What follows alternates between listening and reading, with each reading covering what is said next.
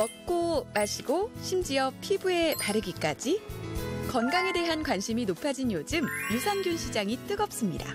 식품업계부터 뷰티, 제약업계 너나 할 것 없이 유산균 시장을 잡기 위한 경쟁이 치열한데요. 건강기능식품 시장의 판도까지 바꾸고 있는 유산균 열풍, 그 인기 요인을 들여다봅니다. 서울의 한 마트.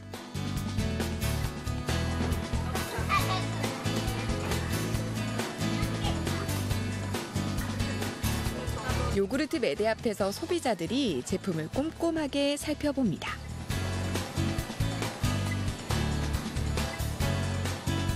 맛과 제형도 참 다양한데요. 저마다 다른 유산균의 종류와 함량을 내세운 제품이 가득합니다. 좋아하기도 하는데 또 다이어트에 도움이 된다 그래서 플레인 요거트가 설탕이 안 들어있다 그래서 이런 거 자주 찾고요. 요구르트뿐만이 아닙니다. 과자, 초콜릿, 반려동물 식품까지 식품업계는 그야말로 유산균 열풍이 불고 있다고 할 수 있는데요. 초코우유보다 건강할 것 같아서 많이 마셔요. 유산균에 대한 관심이 뜨겁습니다. 이곳 마트에서도 다양한 유산균 제품들이 진열된 걸 볼 수 있는데요. 건강에 대한 소비자들의 관심이 높아지면서 국내 유산균 시장 규모 역시 급격히 성장했습니다. 유산균 시장 규모는 2011년 278억 원에서 2015년 1,320억 원으로 4년 사이 폭발적으로 증가했습니다. 올해는 2천억 원을 돌파할 거라는 전망도 나오고 있는데요. 여타 건강기능식품보다 훨씬 두드러진 성장률. 유산균이 이렇게 인기인 이유는 뭘까요?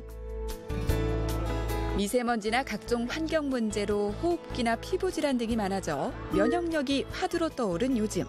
유산균이 장 건강뿐 아니라 면역력에도 영향을 미친다는 다양한 연구가 발표되면서 소비자들의 관심이 높아진 겁니다.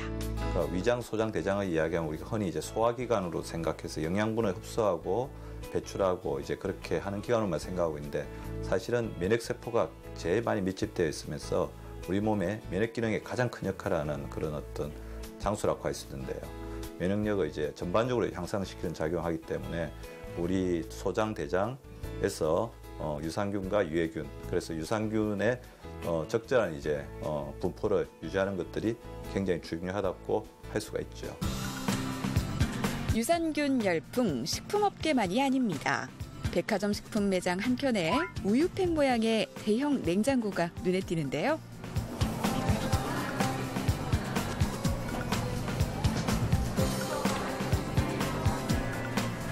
과일 맛이 첨가된 떠먹는 요구르트일까요? 드시는 요거트가 아니라 바르는 요거트팩입니다. 아, 요거트팩이 냉장고에 들어가 있나요? 저희 제품은 프로바이오틱스가 들어가 있기 때문에 신선도를 유지하기 위해서 냉장고에서 판매가 되고 있습니다. 유산균을 피부에 바른다고요? 마치 요구르트 병처럼 생겼는데요? 네, 저희 시트 마스크도 디자인상 요구르트처럼 보이도록 신경을 많이 썼습니다. 유산균도 피부에 양보해야 하는 시대가 된 걸까요? 유산균을 이용한 화장품이 속속 등장하고 있습니다. 최근 한국식품연구원에서는 유산균이 피부 주름 개선과 수분 공급에 효과가 있다는 연구 결과를 발표하기도 했는데요. 유산균의 피부 개선 효과가 속속 입증되면서 식품업계뿐 아니라 뷰티업계에서도 유산균에 주목하고 있는 겁니다. 이 업체에서는 국내 유기농 발효유를 동결 건조한 분말에 프로바이오틱스를 첨가, 여기에 다양한 천연 원료를 넣은 마스크팩을 만들고 있습니다. 이제 완성되었는데 한번 발라보실까요? 이게 방금 만든 녹차 성분이 들어간 요거트 팩입니다.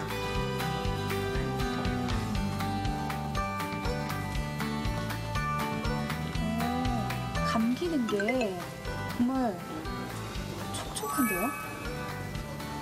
향도 정말 좋고요.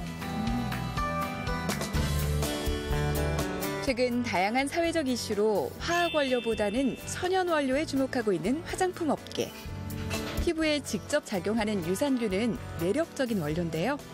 프로바이오틱스와 유산균은 피부의 각질 제거를 아주 자연스럽게 화학 반응이 아닌 자연 성분에서 오는 각질 제거와 아주 강력한 보습을 해줄 수 있는 재료입니다. 샤워하고 바를 수 있는 바디팩을 개발하고 그 다음에는 저희 모발에 좋은 헤어팩도 개발할 생각입니다.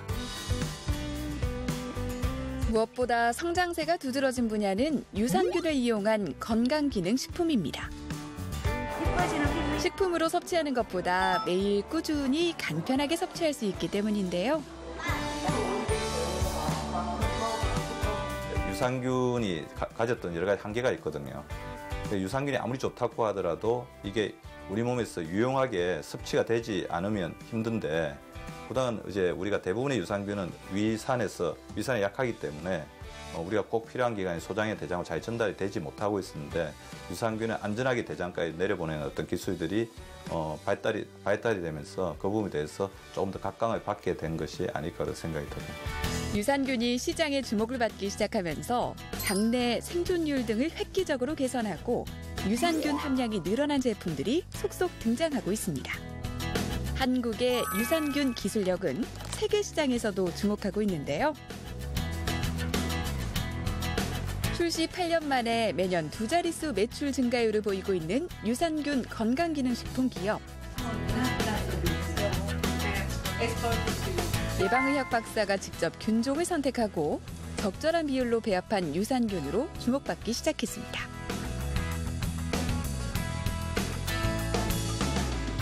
일찍 유산균 사업에 시작하게 된 계기가 뭘까요? 사실 거의 20년이 됐네요. 20년 전에 이 장이 제2의 뇌다. 그리고 장에 있는 균에 따라서 사람의 몸이 얼마나 많이 바뀌는지가 이미 사이언스나 네이처 같은 세계적인 학술 잡지에 많이 나왔어요. 그 당시 우리나라에는 많이 안 알려져 있었죠. 근데 제가 약골이라 또 제 장이 시원치 않아서 장에 관심을 많이 갖게 됐고, 그러다 보니까 이 프로바이오틱스 유산균에 더 집중하게 됐어요. 이름도 효능도 다양한 유산균종. 어떤 균종을 선택하는지도 중요한데요. 락토바실러스 NCFM은 여러 임상시험을 통해 복부팽만 증상을 감소시키고 대장까지 살아서 내려가는 것이 입증됐습니다. 락토바실러스라고 많이 들어보셨지만 락토바실러스도 종류에 따라서 고유 번호가 다 다르거든요. 그러니까 예를 들어 제가 선택한 락토바실러스 NCFM 같은 경우는 가장 세계적으로 임상 연구가 많이 되어 있고, 그 임상 연구가 인체 시험으로 검증이 되어야 해요. 그러니까 같은 이름이어도 장까지 살아서 못 가고 담즙산이나 위산도 뚫지 못하고, 또 장에 가서 유산균은요 장벽에 착 달라붙어서 나쁜 균들이 오면 막 밀어내서 싸워야 되는데 그 능력도 없으면 아무 소용이 없잖아요. 그래서 제가 전 세계 균종을 살펴본 다음에 인체 시험으로 검증된 가장 많은 논문이 있는 락토바실러스와 비피더스를 선택을 했고, 같이 합쳐진 완성된 형태의 이 유산균이 인체 시험으로 검증이 됐기 때문에 제가 선택을 했어요. 유산균 투입균 수만큼이나 중요한 건 보장균 수. 보장균 수란 한 포 또는 한 캡슐당 함유된 총 프로바이오틱스 수, 즉 유통기한 내에 소비자에게 보장하는 유산균 수를 의미하는데요. 이 업체는 생산 단계부터 냉장 유통 시스템으로 보장균 수를 100억 마리까지 높이는 데 성공했습니다. 유산균을 섭취하면서 과하게 섭취하게 되는 당류, 마그네슘이나 이산화효소 등의 합성 첨가물을 배제하고 프로바이오틱스의 먹이를 함께 배합한 것도 특별한 기술력인데요.